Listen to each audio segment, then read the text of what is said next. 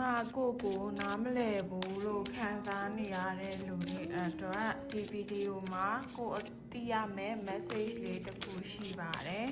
။ဘာလေးဖြစ်မလဲဆိုတာကြည့်ရအောင်။ဆိုတော့အခုကတော့ပေါ့နော်ကတ်က9ကတ်တောင်ကြတယ်။ကိုယ့်ရဲ့အတွေးတွေကြောင့်ပဲကိုတအားပင်ပန်းနေကြတယ်လို့မြင်ပါတယ်။နောက်ထပ်ကလေကိုရှိကိုငွေဝင်လာဖို့လည်းရှိတယ်ကိုကစိတ်ကပင်ပန်းတဲ့အတွေးတွေကိုမကင်ဆွဲထားပဲလွတ်ချလိုက်ရင်ငွေဝင်မဲ့အခွင့်အရေးလမ်းကြောင်းတွေလည်းရှိလာနိုင်တာမျိုးကိုတွေ့တယ်နောက်ထပ်ကတော့ပေါ့နော်ဒီမှာကိုကလေတကယ်လို့ဒါဆန္ဒရှိမယ်ဆိုရင်ကိုကြုံတွေ့နေရတဲ့ခုကိစ္စတွေကိုပေါ့နော်အပေါ်စီကနေကြည်နိုင်ပြီးတော့ဘာလို့လုပ်ရမလဲဆိုတာကိုဆုံးဖြတ်နိုင်မယ်ပေါ့နော်အတွေးတွေကြောင့်မို့လို့ပိတ်မိမနေပဲနဲ့ဒီကိစ္စကိုအပေါ်ကနေကြည့်မြင်နိုင်ဖို့ပေါ့နော် observer လို့ပုံစံမျိုးနဲ့ကြည့်နိုင်ရင်အခုအရင်ပြင်ပန်းနေတဲ့ခံစားချက်တွေကနေလွတ်မြောက်နိုင်မယ်ပေါ့အဲ့လိုမျိုးလေးတွေ့ရဲအေဂျင့်ပဲပြောရရင်တော့ကြတော့ဒီဟာငါအရင်ပြင်ပန်းနေဆိုတော့နေရာကိုယ်တိုင်နေရာနေမွေးမကြည့်ပဲနဲ့ဘယ်အရာကိုသူတို့ပြင်ပန်းနေလို့ခံစားရစေရလဲအဲ့လိုမျိုးဟာလေးတွေကိုတစ်ချက်ရှာပြီးသွားရင်ဒီကိစ္စကိုမဟုတ်ပဲတခြားလူတွေရောက်အနေနဲ့ကြည့်မယ်ဆိုရင်ဘယ်လိုလေးကြည့်မလဲဘယ်လိုလေးအကြံပေးချက်လဲအဲ့လိုမျိုးလေးပြန်စဉ်းစားကြည့်ရင်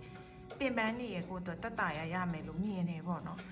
နောက်ချက်ကတော့ဒါအချစ်ရေးဒါမှမဟုတ်မိသားစုရေးအတော့ဆိုရင်ဒါကလေးလိုချင်တဲ့လူတွေဆိုရင်လည်းကလေးရနိုင်တဲ့အရာမျိုးတွေ့ရနောက်ထပ်ပြောချင်တာတော့မိသားစုတိဆောက်ချင်တဲ့လူတွေဒါမှမဟုတ်အခြေရေးအဆင်ပြေချင်တဲ့လူတွေအိမ်တောင်ပြုတ်ဖို့အတွက်ပေါ့နော်တွေးနေတဲ့လူတွေဆိုရင်လည်းအဆင်ပြေနိုင်တယ်အဲ့လိုကိစ္စတွေနဲ့စိတ်ပူပန်နေကြတာလားအဲ့ဒါဆိုရင်လည်း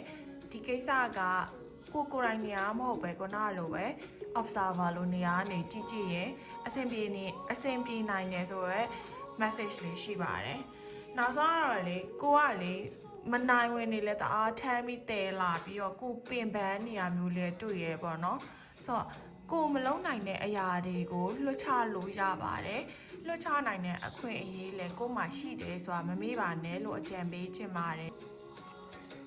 โอเคဆိုတော့နောက်ထပ်ကလေပြောချင်တဲ့ message ကအခုကိုရဲ့အတွေးတွေကလည်းဒါ 10 of swords ဆိုကိုရဲ့အတွေးတွေကလည်းဒါနောက်ဆုံးအခုကြုံနေတဲ့အရာလည်းလွတ်မြောက်နိုင်တယ်နောက်ပြီးကိုမနိုင်ဝင်နေထမ်းထားရင်တော့မှအဲ့မနိုင်ဝင်တွေကိုလွတ်ချနိုင်တဲ့အခြေအနေကိုရောက်ပြီးအချစ်ရေးအိမ်အောင်ရေးနဲ့ပတ်သက်ပြီးရင်လည်းအဆင်ပြေတော့မယ်ပေါ့နော်ကုန်10က4ကတ်ရှိတာ